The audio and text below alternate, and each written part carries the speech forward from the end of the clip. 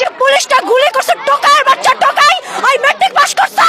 আমরা আমাদের সন্তানদের রক্ষা করার জন্য এসেছি, কারো বাপের প্রয়োজনে আমরা এখানে আসিনি।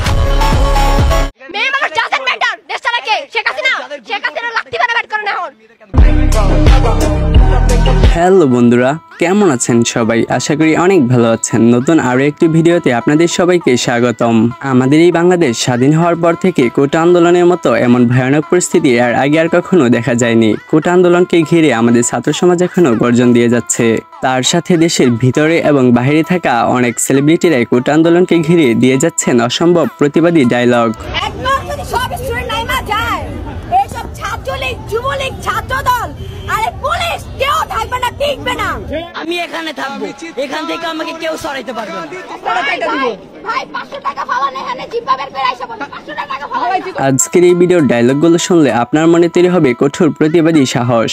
সাহস এক ধরনের মানসিক শক্তি যা মানুষকে ভয় এবং প্রতিবন্ধকতাকে উপেক্ষা করে নির্দিষ্ট লক্ষ্য পূরণের জন্য প্রস্তুত করে। আজকের এই ভিডিওতে সেই সব সাহসী এবং প্রতিবাদী কিছু ডায়লগ শুনবো। তো চলুন মূল পর্বে যাওয়া যাক। ছাত্রলীগ যুবলীগ ছাত্রদল আরে পুলিশ কেউ থাকবে না, টিকবে না। 4 কোটি স্টুডেন্টদের সামনে আপনারা কোনো নিউজ ছড়ান না।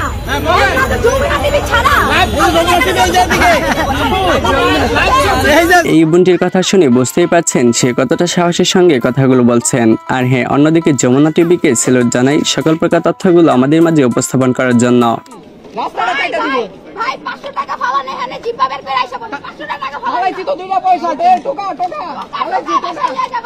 সামনে ক্যামেরা আছে, কারণ নিবে না। আচ্ছা যাও না, সমস্যা নাই, পরে শরম। তাদের সাহসী প্রশংসা না করলেই নয়, হাজার হাজার পুলিশকে যেভাবে অপমান করলো তবু এদের লজ্জা হয় না। বললেন যে বাচ্চারা তো ডাক দিয়েছে রাস্তায় নামার, এদেরকে তো আবার গুলি করবে, আমরা কি কিছু করতে পারি না? এই একটা প্রশ্ন থেকে একজন আইনজীবী হিসেবে দায়বদ্ধতা থেকে আমরা এসেছি। আধা ঘন্টার মধ্যে পিটিশন ড্রাফট করে আমরা বলেছি যেভাবে পারে যে পারে যেন এই গুলিটা থামানোর চেষ্টা করা হয়। আমরা আমাদের সন্তানদের রক্ষা করার জন্য এসেছি, কারো বাপের প্রয়োজনে আমরা এখানে আসিনি। স্যালুট স্যার আপনাকে এই ধ্বংসময় ছাত্রদের পাশে দাঁড়ানোর জন্য। আমার অনেক কষ্টের ছেলে, অনেক কষ্ট করে বড় করছি আমি মা। এই মেয়ের কান্না দেখলে চোখে পানি চলে আসে। ভিডিওটা দেখলে আমি নিস্তব্ধ হয়ে যাই। মেয়ে মানুষ ডাজন্ট ম্যাটার। দেশ চালাকে শেখ হাসিনা লাত্তি বানা ব্যাট করে না এখন। বোন, তোমাকে স্যালুট জানাই, তোমার এই কথাটা অনেক ভালো লাগছে। এই বোনটির জন্য কমেন্টে একটি লাইন বলে যান। তা গুলি করলো কেন? তাই তো সেম সেম পুলিশ কোন পেটের বাল জি হাসিনা লজ্জায় বাঁচিনা। তাকে চিনতে পেরেছেন হয়তো, বর্তমান সময়ের সাহসী কন্টেন্ট ক্রিয়েটর কাফি ভাই। তার স্লোগানটা সেই ছিল, ধন্যবাদ ভাই ছাত্রদের পাশে দাঁড়ানোর জন্য।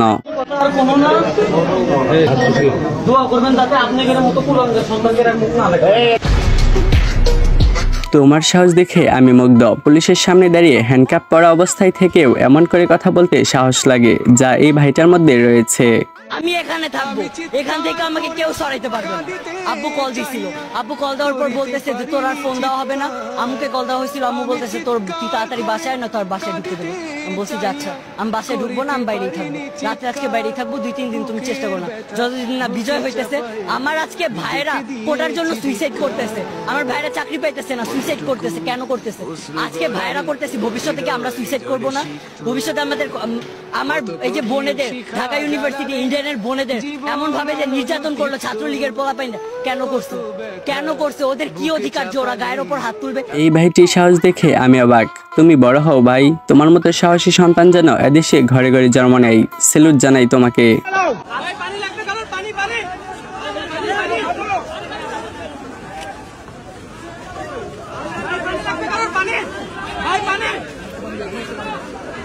এই ভিডিওটা দেখলে যতটা ভালো লাগে তার থেকে বেশি কষ্ট লাগে, কারণ এই ভাইটি এখন আর আমাদের মাঝে নেই, কিন্তু তার এই কথাগুলো এখনো কলিজায় আঘাত করে। যে পুলিশটা গুলি করছে টোকাইয়ের বাচ্চা টোকাই ওই ম্যাট্রিক পাস করছে, আজকে ম্যাট্রিক পাস করে নাই টোকাইয়ের বাচ্চা। যে পাবলিক ইউনিভার্সিটিতে চান্সতে কত কষ্ট হয় সেটা আমরা জানি। 24 ঘন্টার মধ্যে 22 ঘন্টা পড়াশোনা করতে হয়, আর সেই ম্যাট্রিক পাস করা টোকাইয়ের বাচ্চা আমার ভাইয়ের বুকে গুলি করছে। ঠিকই তো, ম্যাট্রিক পাস করা একজন পুলিশের এত সাহস হয় কেমনে ভার্সিটি স্টুডেন্টদের উপর গুলি চালানোর? চলুন টিকটকে ভয়েস ভিডিও দিয়ে ভাইরাল এসএম মিয়া ভাইয়ের রক্ত গরম করে দেওয়ার মতো একটি ডায়লগ শুনে আসি। দেশটা কি তোমার বাবার নাকি যে একা ভোগ করতে চাইতেছ? তোমার বাবাও চাইছিল দেশটাকে একা ভোগ করতে, তাই পাকিস্তানি রাজাকার না এ দেশের মানুষই তোমার বাবার হত্যা করছিল। সেই একই ভুলটা তুমিও করতেছ। টেক কেয়ার, নিজের খেয়াল রাখো। চলুন টিকটকে ভয়েস ভিডিও দিয়ে ভাইরাল কিং হৃদয়ের অস্থির একটা ডায়লগ শুনে আসি।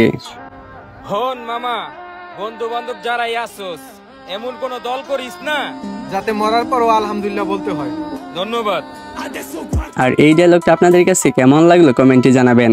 চলুন টিকটকে ভয়েস ভিডিও দিয়ে ভাইরাল সৈকত ভাইয়ের একটি সাহসী ডায়লগ শুনে আসি। প্রয়োজন অন্যায়ের বিরুদ্ধে লড়তে লড়তে নিজের জীবন পর্যন্ত দিয়ে দিব, তবু অন্যায়কে প্রশ্রয় দিব না। আল্লাহর কাছ থেকে এসেছি, আবার আল্লাহর কাছেই ফিরে যাব। আমি কারো পরোয়া করি না।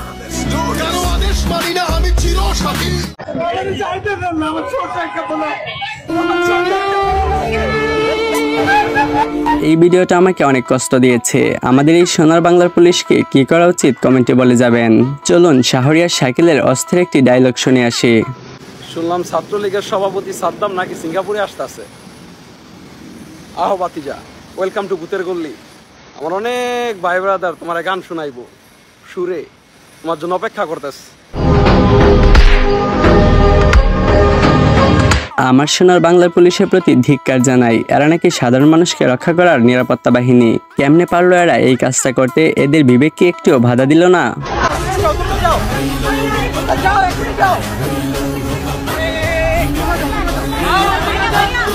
সালমান মুক্তাদির ভাই ছাত্রদের পাশে ছিল। ছাত্রদের পাশে দাঁড়ানোর জন্য কোনো দিক দিয়েই তার কোনো কমতি ছিল না। সেলুট জানাই ভালোবাসার সালমান মুক্তাদির ভাই। তো যাই হোক, আজকের ভিডিও এই পর্যন্তই। দেখা হবে আবার আপনাদের সাথে নতুন কোনো একটি ভিডিওতে। সবাই ভালো থাকবেন, সুস্থ থাকবেন। আল্লাহ হাফেজ।